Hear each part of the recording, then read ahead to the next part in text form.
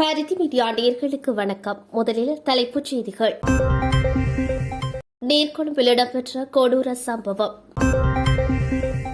மக்கள் வாழ முடியாத நிலையில் ராஜாங்க அமைச்சர்களின் செயலணிக்கு 111 வாகனங்கள்.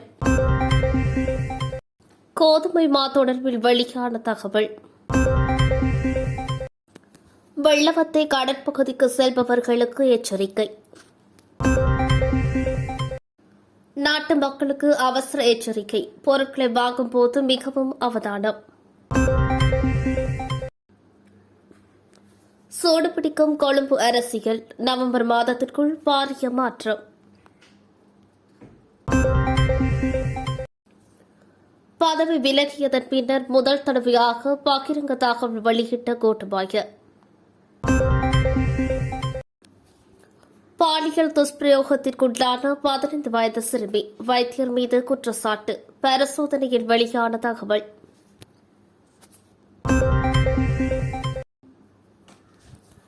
வீதி ஓரத்தில் கிடந்த சடலம்.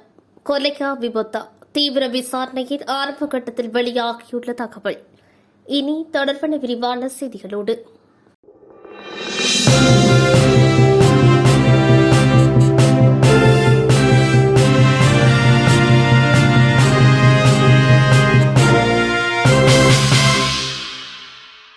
நீர்கொழும்பு தழுவக்கோட்டுவ பகுதியில் காவலாளியை கொலை செய்துவிட்டு காருக்கு பயன்படுத்தும் பக்க கண்ணாடியை திருடிய சம்பவம் நேற்று அதிகாலை இடம்பெற்றிருக்கின்றது. கார் உதிரி பாகங்கள் விற்பனை செய்யும் கடைக்கொன்றுக்குள் புகுந்த 2 கொள்ளையர்கள் அங்கிருந்த காவலாளியை தாக்கி கை மற்றும் வாய் கால்களை கட்டி போட்டுவிட்டு காருக்கு பொருத்தும் பக்க கண்ணாடி ஒன்றை திருடியுள்ளனர். அதன் பின்னர் காவலாளியின் கட்டை அவிழ்த்த போதும் வாய்ப்பகுதியை மூடி காட்டியதால் மூச்சு திணறி காவலாளி உயிரிழந்துள்ளார். இதனை அடுத்து பதறிய கொள்ளையர்கள் காவலாளியின் முகத்தில் நீரை தெளித்து அவரை எழுப்புவதற்கு முயற்சித்தமை அங்கு பதிவான சிசிடிவி காணொலி மூலம் தெளிவாகியுள்ளது. இந்த நிலையில் இது கொலை நோக்கத்துடன் செய்யப்பட்ட ஒன்றல்ல என்ற சந்தேகம் ஏற்பட்டுள்ளதாக காவல்துறை குறிப்பிட்டுள்ளது.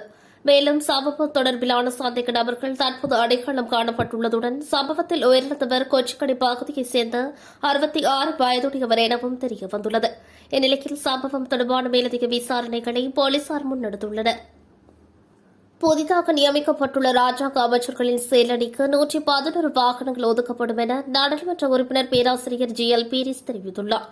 மக்கள் வாழக்கூடிய முடியாத நிலையில் 37 ராஜாங்க அமைச்சர்களை நியமிப்பதன் மூலம் நாட்டின் செலவு மேலும் அதிகரிக்கும். ஒரு ராஜாங்க அமைச்சருக்கு 5 பேர் கொண்ட தனிப்பட்ட பணியாளர்கள் இருப்பார்கள். அவர்களில் 3 அரசு 3 வாகனங்களை வழங்கும் என்றும் கூறியுள்ளார். ராஜாங்க அமைச்சருக்கு செயலாளர், செய்தி தொடர்பாளர் மற்றும் ஒருங்கிணைப்பு செயலாளர் ஆகியோருக்கு இந்த வாகனங்கள் வழங்கப்படும் என மேலும் தெரிவித்துள்ளார். துருக்கி மற்றும் துபாயில் இருந்து இறக்குமதி செய்யப்படும் கோதுமை மாவை எதிர்வரும் நாட்களில் நாட்டுக்கு பெற்றுக் கொள்ள திட்டமிடப்பட்டுள்ளதாக வர்த்தக மற்றும் நுகர்வோர் பாதுகாப்பு அமைச்சர் நளின் பெர்னாண்டோ தெரிவித்துள்ளார். குறித்த மாவை இறக்குமதியாளர்கள் இறக்குமதி செய்ய உள்ளதாக அமைச்சர் தெரிவித்துள்ளார். அதிக விலக்கு மூட்டைகளை விற்பனை செய்யும் வியாபாரிகளை தேடி அந்நிய நாட்களில் சோதனைகள் மேற்கொள்ளப்பட்டதாக அமைச்சர் மேலும் தெரிவித்துள்ளார். வெள்ளவத்தை கடற்பகுதியில் 40 முதலைகள் சுற்றித் திரிவது கண்டுபிடிக்கப்பட்டுள்ளது. கின்ரோஸ் உயிர்காக்கும் நிறுவனத்தில் பணிபுரியும் திவங்க பெர்னாண்டோ என்பவர் வெள்ளவத்தை கடலில் நீராடும் போது முதலைக்குட்டி ஒன்றை பிடித்துள்ளார். குறித்த முதலைக்குட்டியை வனவிலங்கு அதிகாரிகளிடம் ஒப்படைத்துள்ளனர்.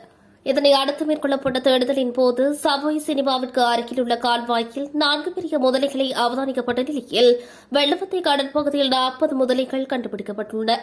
இந்த முதலை அச்சுறுத்தல் குறித்து கின்ரோஸ் உயிர்காப்பு நிறுவனம் வனவிலங்கு அதிகாரிகளிடம் தெரிவித்தும் இதுவரை உரிய நடவடிக்கை எடுக்கப்படவில்லை என தெரிவிக்கப்படுகிறது. இதனால் கடலில் குளிப்பதும் ஆபத்தாக மாறியுள்ளது.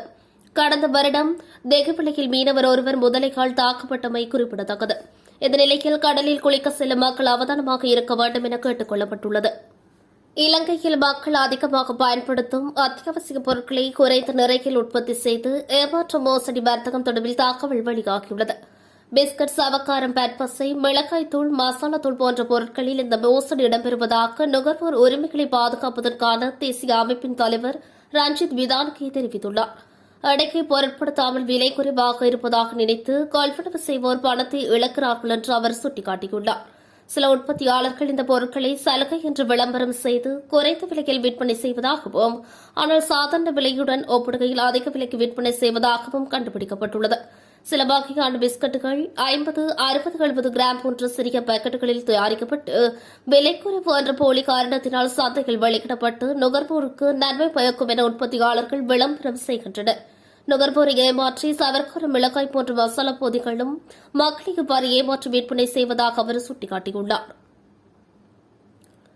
2023 ஆண்டுக்கான வரவு செலவு திட்டத்திற்கு முன்னர் மீண்டும் அரசியல் மாற்றத்தை மேற்கொண்டு பிரதமர் உள்ளிட்ட அரசாங்க பதவிகளில் மாற்றங்களை ஏற்படுத்துவதற்கு ஸ்ரீலங்கா பொதுஜன பெரமுன கட்சிக்குள் ஆராயப்பட்டுள்ளதாக தகவல்கள் வெளியாகியுள்ளன.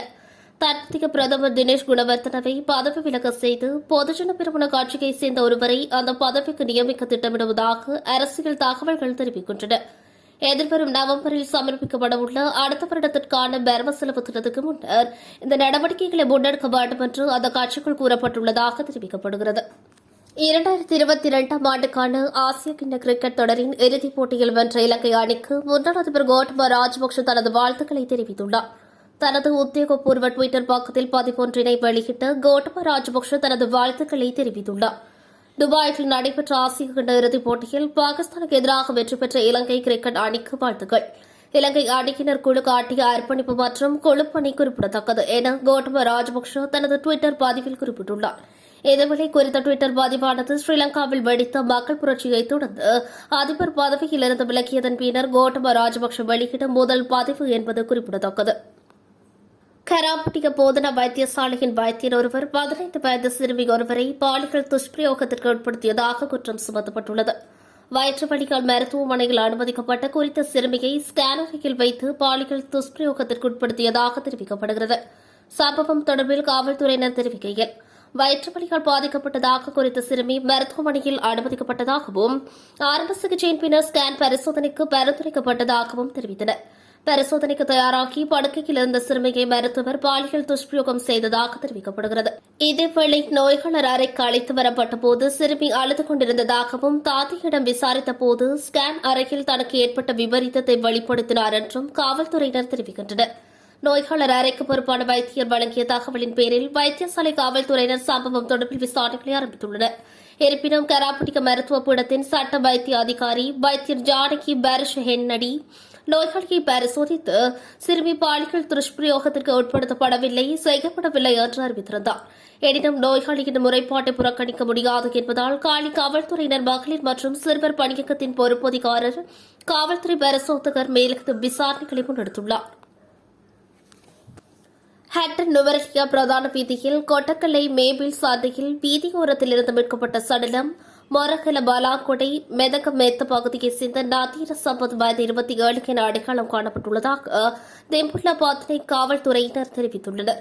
மீட்கப்பட்ட சடலத்தின் உடலில் வெளிப்புற காயங்கள் இருந்ததாகவும் அருகில் இருந்த கடைக்கொன்றில் பொருத்தப்பட்டிருந்த பாதுகாப்பு கேமராவில் அந்த நபர் விபத்தில் சிக்குவது பதிவாகியுள்ளதாகவும் ஆரம்பகட்ட விசாரணையில் தெரியவந்துள்ளது.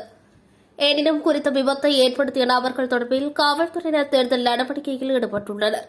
சடலமாக மீட்கப்பட்ட நபர் தெலவாக்கலை பிரதேசத்தில் உள்ள மீன் கடை ஒன்றில் பணிபுரிபவர் எனவும் தெரியவந்துள்ளதாக காவல்துறையினர் தெரிவித்துள்ளனர்.